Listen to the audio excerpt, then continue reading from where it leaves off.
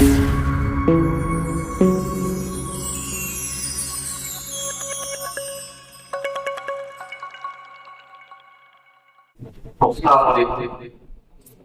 باندھنے کا طریقہ یہ ہے کہ آپ بعض لوگ کپڑے رہے گے، اس سے ایک کپڑا لیں، ان دونوں کو برابر اس طرح سے آپ ملا دیں گے.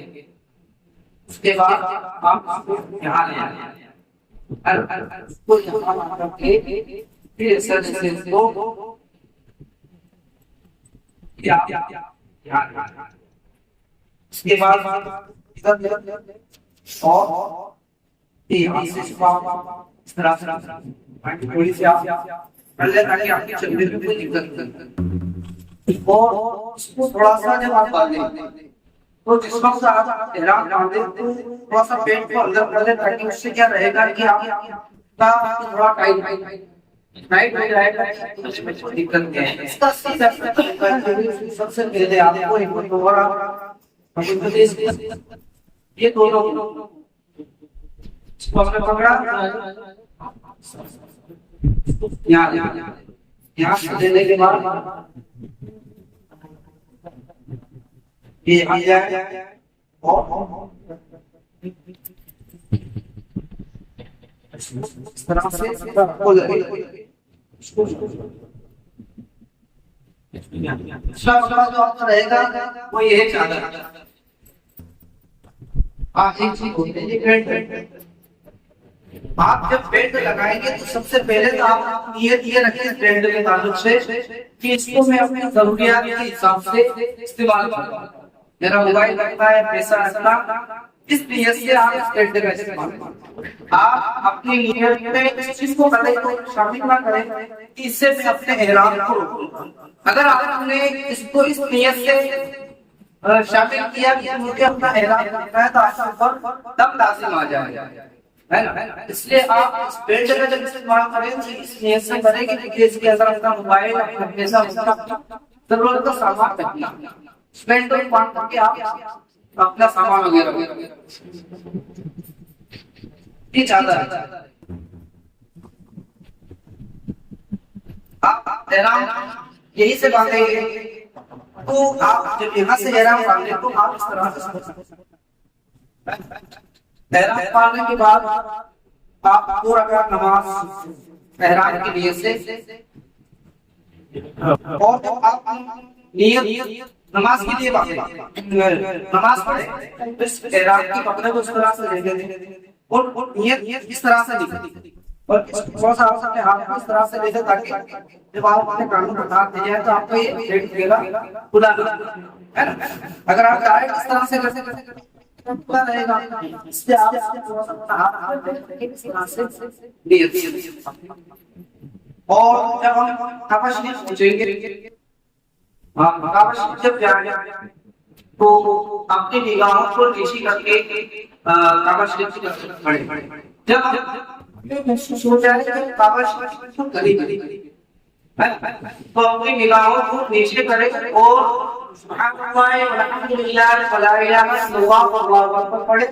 اس کے بعد اللہ تبارک و تعالیٰ کی بارگاہ میں پہلی دعا یہ کرے کہ مولا میں جو بھی آئی دعائیں تیری بارگاہ میں اس کو تو اپنی بارگاہ کے اندر قبول فرما. اس کے بعد قبول کر کے دعائیں کریں اور اپنے دعائیں کریں. اس کے بعد جب اپنا طواف شروع کریں، طواف شروع کرنے کے وقت یہ جو کپڑا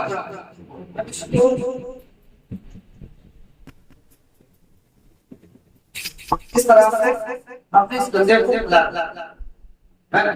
گنجا رہے گا اور اسی کے ساتھ ہمیں طواف کرتا ہے. جیسا حضرت پورا طریقہ بتا دیا ہے اس طرح سے. خاص طور پہ ہمیں دھیان رکھنا ہے کہ جب ہم سجدہ اسود کی طواف شروع کریں گے، طواف شروع کریں گے تو سجدہ اسود بھی ہماری نگاہوں کے سامنے جائے گا. دور میں رہیں گے تب بھی سجدہ اسود سامنے نظر آ رہا ہے.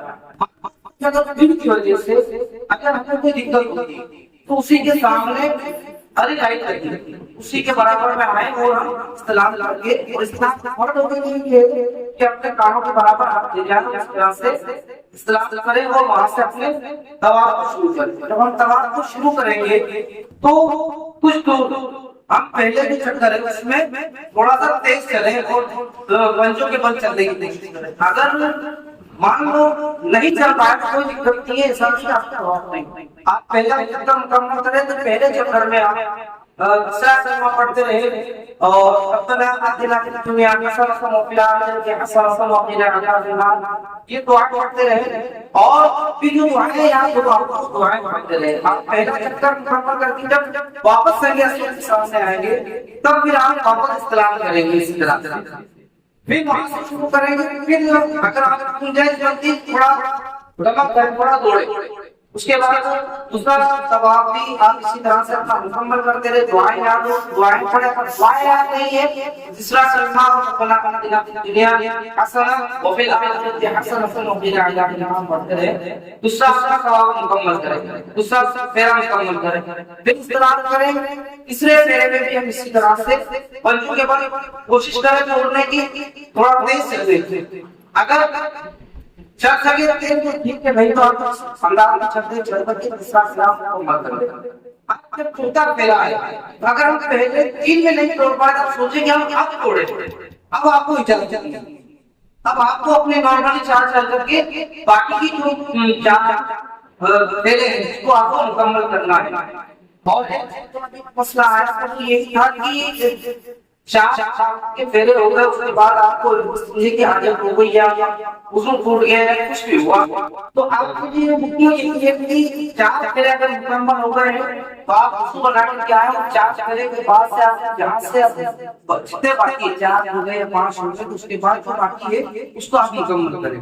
اور چار سے پہلے جو ہے اس کا حکم یہ ہے کہ یہ آپ کی مرضی کے اوپر ہے, آپ کے اختیار کے اوپر ہے. آپ چاہیں تو بھلے پھر سے ایک دفعے سے شروع کریں, یا آپ کو مطلب دو ہو گئے یا تین ہو گئے تو آپ وہیں سے بھی شروعات کر سکتے ہیں. وہ آپ کے اوپر اختیار ہے. اس میں ضروری نہیں کہ آپ کا چار مکمل نہیں ہوا تھا اس سے اب پھر سے آپ شروع کریں, یہ ضروری نہیں.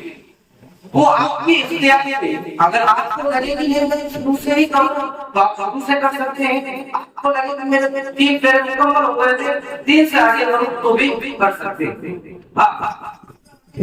یہ ایک بات کا خیال ہے کہ جب ہم آخری والا جب پھیرا ساتواں پھیرا جب دے تب پوری طرح سے خیال رکھیں کہ سنگے اسمت کے برابر ایسا نہ ہو کہ ہم سنگے اسمت سے پہلے رہیں اور اسلام کا کی وہیں سے سائڈ میں نکل. اس چیز کا خاص طور پہ ہمیں خیال رکھنا ہے. جب ساتواں پھیرا جب ہمارا مکمل ہو تو بالکل سنگے اسمت کے سامنے ہم رہیں اور وہاں اسلام کرے اور وہیں سے مقام ابراہیم کی طرف چلے جائیں. اگر موقع مل جائے مقام ابراہیم کے پاس نماز پڑھنے کا تو بہت بڑھیا, کوئی دقت نہیں. آپ پیچھے جا کر کے مقام ابراہیم اس سائڈ میں پیچھے کی سائڈ سے جا کر کے 2 رکعت نماز ادا کریں. وہیں سے آگے چلے جائیں اور آپ سمجھا خوب پیٹ بھر کے پیے, پیٹ بھر کے آپ سمجھا پیے, دعائیں کریں تاکہ آپ مقدس گھر پہ جا رہے ہیں. وہاں سے خوب پیٹ بھر کے پانی پیے, آپ سمجھا پیے, دعائیں کریں اور وہیں سے پھر آپ صفا اور مروہ کے لیے نکل جائیں. آپ صفا اور مروہ کے لیے جائیں گے, صفا پر پہنچیں گے, آپ کعبہ شریف کی زیارت کریں اور وہیں سے اپنے صفا اور مروہ کے صحیح کو شروع کریں. آپ صفا سے چلیں گے اور مروہ پر پہنچیں گے, آپ کا ایک چکر ہو جائے گا. لیکن اس میں بہت ساری جگہ غلط فہمی ہو جاتی ہے کہ صفا اور مروہ کا بہت سارے سمجھتے ہیں کہ اس پارٹ سے اس پارٹ پر آنے پر ایک چکر ہوگا. ایسا نہیں, بلکہ آپ نے صفا سے شروع کیا, مروہ پر پہنچے, آپ کا ایک چکر ہو گیا, وہاں سے آپ آئے صفا پہ, پھر کعبہ اللہ کی زیارت کریں, 2 چکر ہو جائیں گے. اس طرح سے آپ اپنے 700 چکر مکمل کریں. اس کے بعد 2 رکعت نماز نفل ادا کریں. یہ ضروری نہیں لیکن ہم اللہ کی عبادت کی جگہ ہیں, آپ 2 رکعت نماز نفل ادا کریں. اس کے بعد اپنے سر دعائیں اور اس کے بعد آپ احرام سے باہر آ جائیں. یہ طریقہ ہے. آپ اس کے اوپر توجہ دیں اور باقی ساری باتیں ہمارے علماء کرام سے بتائی گئی. ان چیزوں کا خاص طور پر خیال رکھیں. اس کے بعد جب آپ کے ساتوں طواف مکمل ہو جائے, ساتوں پھیرے مکمل ہو جائے, اس کو آپ اس طرح سے کرتے ہیں. اور خاص طور پہ ایک چیز کا دھیان رکھیں کہ مان لو پسینہ ہو رہا ہے تو اوپر اس طرح سے کپڑے کو پھیرے, ان چیزوں سے بچیں. اور ایک چیز اور ہے کہ آپ حالت احرام میں ہیں. حالت احرام سے مراد یہ کہ آپ عمرہ کے لیے عمرہ لے کر کے آئے, عمرہ کر رہے ہیں, آپ کو موقع مل گیا کہ آپ سنگ اسود کو چومنے کا, اس سے احتیاط کیجیے. وجہ کیا ہے کہ سنگ اسود کے اندر اتنی اعلیٰ خوشبو ہوتی ہے, اتنی زیادہ خوشبو ہوتی ہے, ظاہر سی بات ہے آپ اس کا استعمال کریں گے تو آپ خوشبو آپ کو خوشبو میں ہو جائے گا, آپ کا ہاتھ یا منہ جو بھی لگائیں گے آپ کو خوشبو ہو جائے گی. اسی طرح آپ کعبہ شریف کی جو دیواریں ہیں یا غلاف کعبہ ہے, آپ اس میں بھی احتیاط کریں, اس لیے کہ وہاں پر بہت زیادہ خوشبو ہوتی ہے. اس چیز کا تھوڑا احتیاط کرنا لازم ہے. اور وہاں جگہ جگہ پر باتھ روم وغیرہ میں وضو خانے پر وہاں پر سینیٹائز وغیرہ رکھے رہتے ہیں, ان کا بھی استعمال آپ نہ کریں, اس لیے گھومنے میں خوشبو وغیرہ رہتی ہے. حالت احرام میں جب تب ان ساری چیزوں سے آپ احتیاط کریں, یہ بہت ضروری ہے.